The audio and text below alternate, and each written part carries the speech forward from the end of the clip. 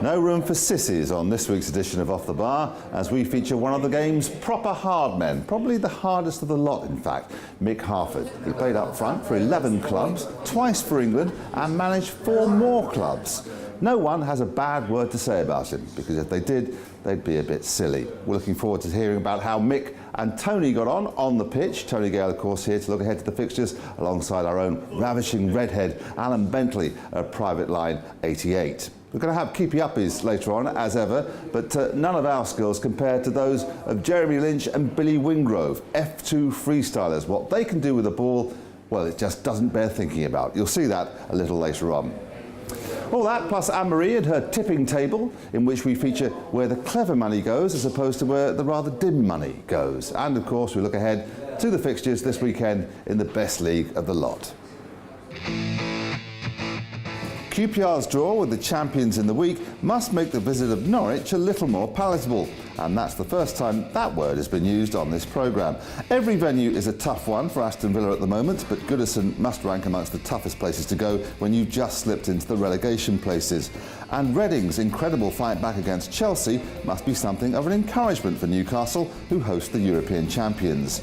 It's Fulham against Manchester United in a rerun of last week's cup tie. Different venue, will it be a different result? City host Liverpool, with United, if it isn't a different result, potentially 10 points clear at the top. No further incentive needed for Signor Mancini. Well, time now to meet our special guest, who in my book can do anything he likes, mainly because he is bigger than me, and I did describe him earlier on as one of soccer's proper hard men. Is that a title, Mick Harford, that you relish? It's hi Matt, nice to see you. It's a tag which you get throughout your career. It's a tag which sometimes we use a positive and a negative. I just think, and I think other centre forwards of my stature, so to speak, were tagged with that. Andy Gray, so to speak. I think it decries from what we were, but it can be used as a positive, and in certain aspects of the game. But I describe myself as brave. I wouldn't describe myself as hard. I used to go into certain areas where other people wouldn't go. But as a hard man, if people want to tag me, that's fine. Yeah. But I describe myself as more as a brave centre forward, as a hard centre forward. I asked the question because there are those who get called hard men who are literally that and no more. But I mean, your record speaks for itself. I mean, and not many people remember that you played for England as well. Well, that's true. And as I said, I think it decries from what you are. Andy Gray was described as a hard man, very ferocious, brave centre forward, and he played numerous times for his country as well. So that's the way I look at it. It's a tag which I've got. Sometimes I don't like it, sometimes I do like it. It comes in handy sometimes. Who do you see in the modern game that most reminds you of yourself? As a footballer, I think obviously people will tag me with Andy Carroll. I'm sure we're very similar, same height, good in the air, decent technique. As you said, both played for England, both from the northeast. Strangely enough, we trained over at West Ham's trainer ground last week before the Queen's Park Rangers game, and Andy was there and we had a chat, and he was just getting doing a bit of his rehab, and he watched him doing some finishing, and he looked really sharp and bright. So probably Andy Carroll, I would say. MK Don's doing very well in the Cup. How far do you see him going? Well, obviously as far as possible. We have a draw against Barnsley, which I'm sure Barnsley think they can beat us. Obviously with our games we've won in the Cup, beating Queen's Park Rangers in the last round, I think we can also see it as a game we can win and progress into the quarter-finals. It's a really exciting competition, the FA Cup, and we respect it so much, and we approach it in the manner that we want to get as far as possible.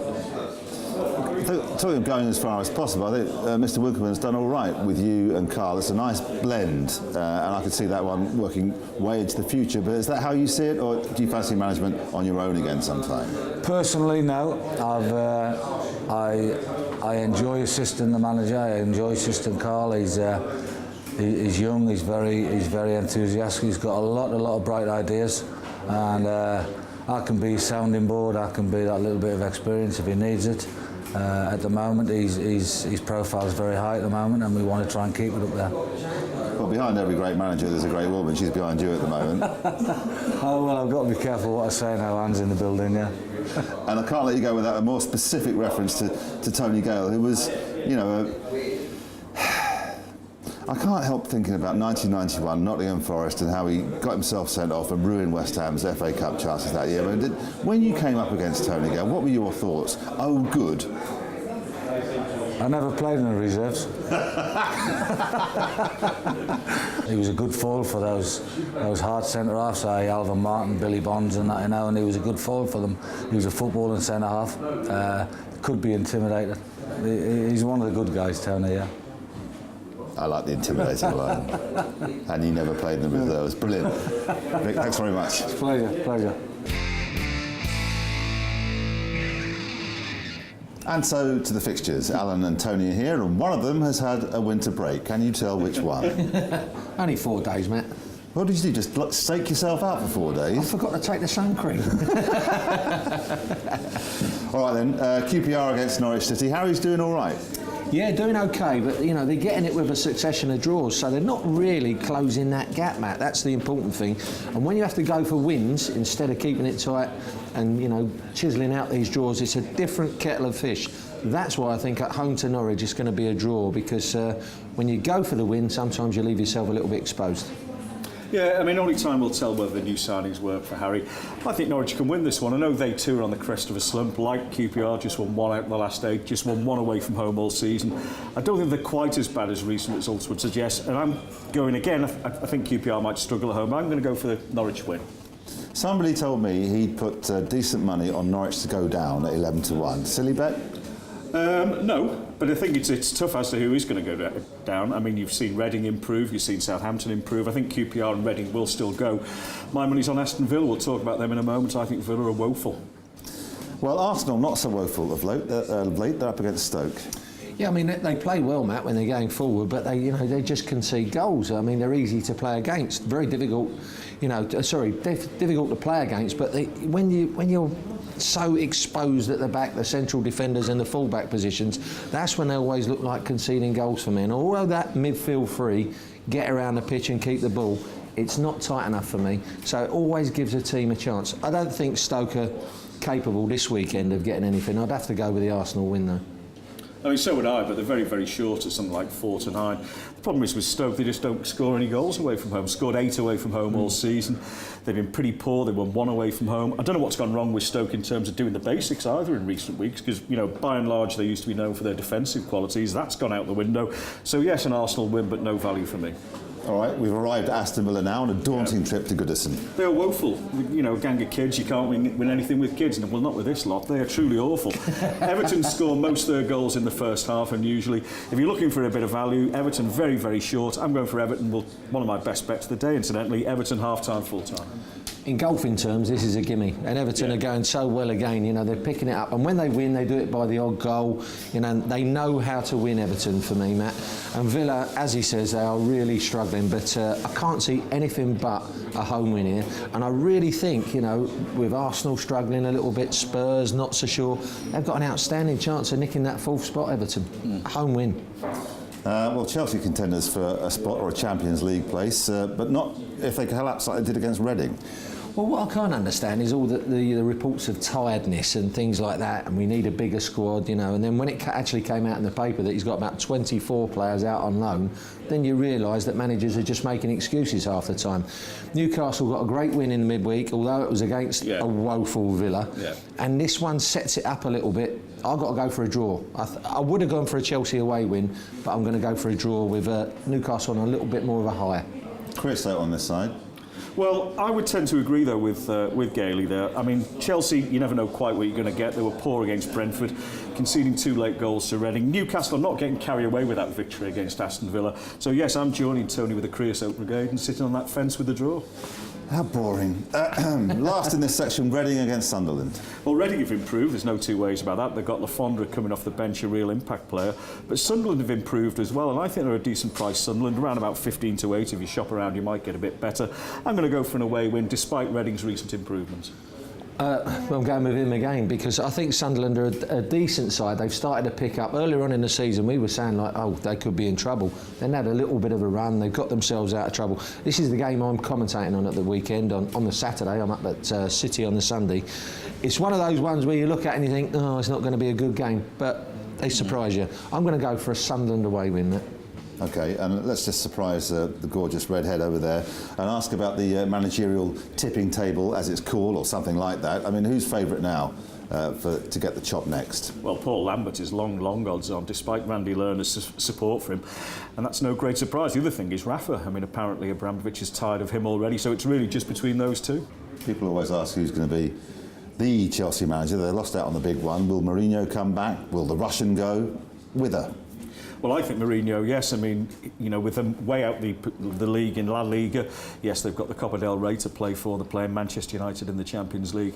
I think Mourinho is perhaps a worthy favourite, especially now Guardiola's gone to Bayern.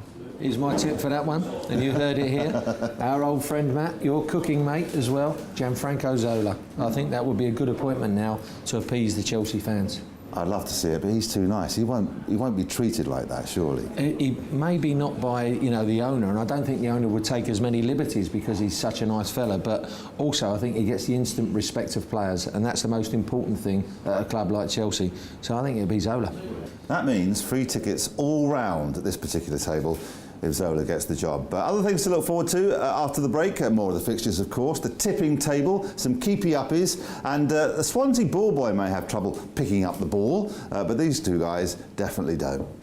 Right, we're the F2. This is the flick-up challenge. Can you and your mates think of 30 ways to get the ball from the ground into the air?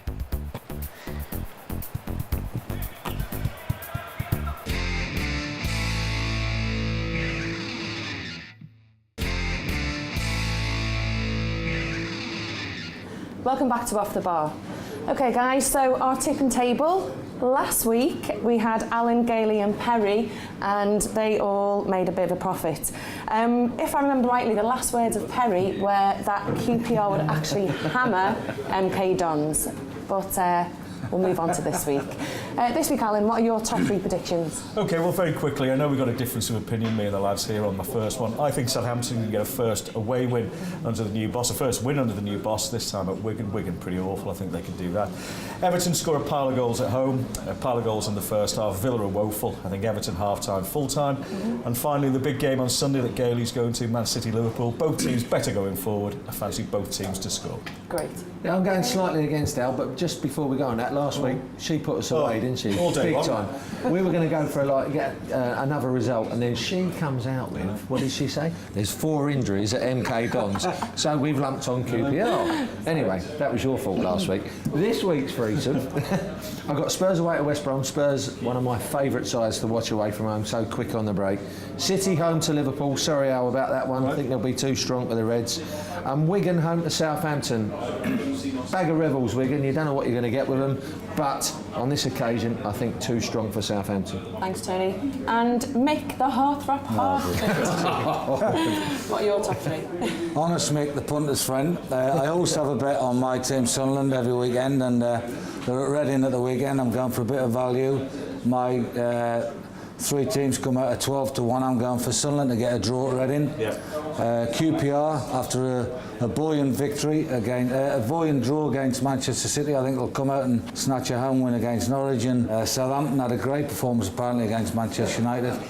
Might have took a bit out of them, so I'm going for a Wigan home win. Thanks very much, Mick. Yes, thanks very much, Mick. I was listening to that, and I reckon you can replace a certain lump on this programme very shortly. We can talk terms in a minute. It's definitely you. In the meantime, freestyling, that's the bit where they kick footballs around and do things that you could never do if you went to school lots. Billy Wingrove and Jeremy Lynch are fantastic. Don't take my word for it. Have a look at this. Right, we're the F2. This is the flick-up challenge. Can you and your mates think of 30 ways to get the ball from the ground into the air?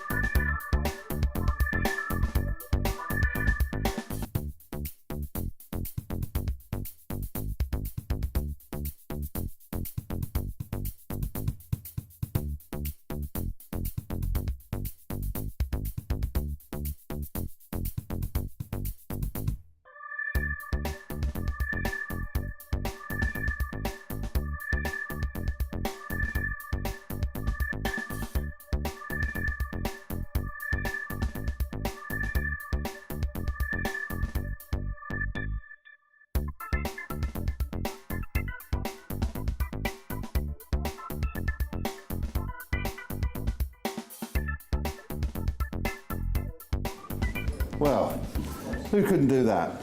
And looking around the table, I'm still asking the same question. Mick Harford has joined us. He probably could do that. Tony, West Ham against Swansea. We both saw them against Fulham, and neither one of us were impressed. No, we're not impressed by West Ham at the moment, Matt. It's a little bit direct and it's a little bit easy to play against. Swansea, they keep surprising me because they get to a cup final and yet you think their minds will be taken off other things, and yet they keep churning out results. I do think, though, this is one that West Ham can win. Target Swansea, Andy Carroll may be back, so I'm going with the heart, West Ham win. Man on the cushion? Well, I'm going with the head. This is a Swansea win. West Ham are awful. I got pelters on that Twitter thing the other day for suggesting that, thank God, there's enough dross in the Premiership to keep West Ham up, because they're a poor team at the moment. They are. They just won 1 in 8. The players who's buying, I'm not convinced about any of them. And I think Swansea have got a great chance in this one. And one thing about Swansea, everyone talks about the fancy passing. They don't concede many either. Just conceded, 9 away from home. They keep it tight. I think they've got a real chance, mate. I'm going to disagree with both of them. Don't tell Sam this, but it is a clash of styles. West Ham, as Tony said, a bit direct. Swansea play the passing game. They've added to their squad from last year, give a little bit more strength and are slightly more powerful up top. So I think, as you said, Andy Carroll will be back and it will be a problem, but I think the likes of Ashley Williams and those boys will deal with Carroll, so I'm going for a draw. Right, you are. I'm a pessimist. I think it'd be worse than a draw. But anyway, no one listens to me. Wigan against Southampton. Well, you never know what you're going to get with Wigan. They're a funny old team, Matt, but I'm going to go for a Wigan win on this occasion. They keep getting out of trouble season after season, and they keep leaving it late. I hope they don't leave it too late this season. I think they play some terrific football. I admire the manager for doing so. And Southampton, I think, after a couple of really tough fixtures, are there for the taking. I'm going for a home win. Well, I'm going against them. I'm going for an away win. I think Southampton have improved out of all recognition, both under Atkins, who was ludicrously sacked, by the way, and indeed under the new manager. They were decent against Everton, they were decent in defeat against Man U, and I think against a poor Wigan team, well, let's be honest, struggles against Macclesfield in the Cup, I think Southampton can get a first win for the new manager. On the day, Wigan are up there with the best. When they have an off day, they're not very good. Just capping on what Tony said, Southampton had a couple of hard fixtures, a real tough game against Manchester United. You might rotate the squad. I'm going for a Wigan home win. Right, you are. A lot on Fulham's shoulders this week. Can they stop United going 10 points clear? I don't think so, no. I think United will win this one, Matt. Berbatov got injured in midweek against West Ham. He's the key player for Fulham. And United's weakness, the centre-backs, I don't think are going to get exposed by Fulham in this game. I think Fulham's big game was against West Ham. So I'm going to go for a Man United win. So am I, and a bet that's copped for us nearly every week. It copped in the Cup last week in this particular game. I think Man United to win, but both to score. Yes, Man United do concede 1 or 2 away from home. Fulham likely to be without Berbatov. I think United will win all day long, but I do fancy Fulham to notch. Manchester United, without Fulham scoring, I'm going for. I think they like playing the capital. I think they played ever so well against Tottenham, and a late goal which Tottenham got, and I don't think they'll let that happen again this weekend. OK, only a point for Tottenham at Norwich. Same again this week? No, fancy him for all 3, Matt. I think West Brom are playing to their hands. West Brom are a decent team at home, and so they'll give it a go, and they'll go at Spurs. And that, against a Spurs team, are so quick on the break, particularly on the flanks with Lennon and Bale, I think it'll be very dangerous for them. They're one of my favourite teams. It hurts me to say it because I'm not a Spurs lover, actually, from our West Ham days, but hurts me to say it, but I like watching Spurs play, particularly away from home. They're so quick, and I think they're going to hurt West Brom. Yeah, couldn't agree more. Thought West Brom were poor the other week just after Christmas against Fulham at home, where they sort of let Fulham dictate play. Berbatov ran the game, and I think Spurs will do the same against a West Brom team. Yes, they've won 7 out of 12 at home. They haven't been great in recent weeks. I think Spurs can win this one. What do you reckon, Nick? You told me not to agree with Tony, but I've got it on this one. Yeah, I think Tottenham will see the Norwich game as 2 points dropped, and they're fantastic on the counter attack with Bale and Lennon, and I can see Spurs necking this one. OK, finally this weekend, City against Liverpool.